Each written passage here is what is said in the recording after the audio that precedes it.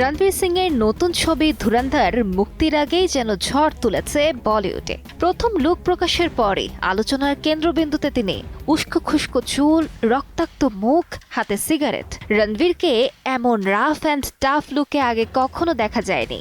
জন্মদিনের সকালে এই লুক প্রকাশ করে ভক্তদের রীতিমতো চমকে দিলেন রণবীর। ভারতীয় সংবাদ মাধ্যমগুলো বলছে মুক্তির আগে রেকর্ড করতে পারে ধুরন্ধর। শোনা যাচ্ছে প্রায় ৩ ঘন্টার বেশি দৈর্ঘ্য হবে ধুরন্ধরের। এটি হতে চলেছে রণবীরের ক্যারিয়ারের দীর্ঘতম সিনেমা। বলিউডের দীর্ঘ ছবির ইতিহাস অবশ্য নতুন নয়। অ্যানিমেল ছিল ৩ ঘন্টা ২১ মিনিটের, বাহুবলী ৩ ঘন্টা ৪৫ মিনিটের, এমনকি ক্লাসিক শোলের দৈর্ঘ্য ছিল ৩ ঘন্টা ১৯ মিনিট। তবে এই তালিকায় নতুনভাবে নাম লেখানোর প্রস্তুতি যেন জোরে সোরে নিচ্ছে ধুরন্ধর।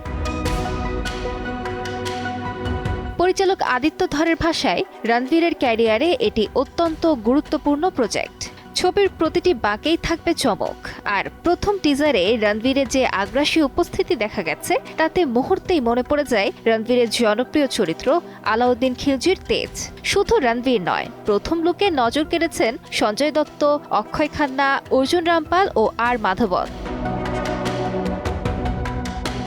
মুক্তির আগেই আলোচনার কেন্দ্রে থাকা ধুরন্ধর কি সত্যিই পারবে নতুন কোনো রেকর্ড করতে? ৫ ডিসেম্বর পর্যন্ত সেই অপেক্ষায় সিনেপ্রেমীরা।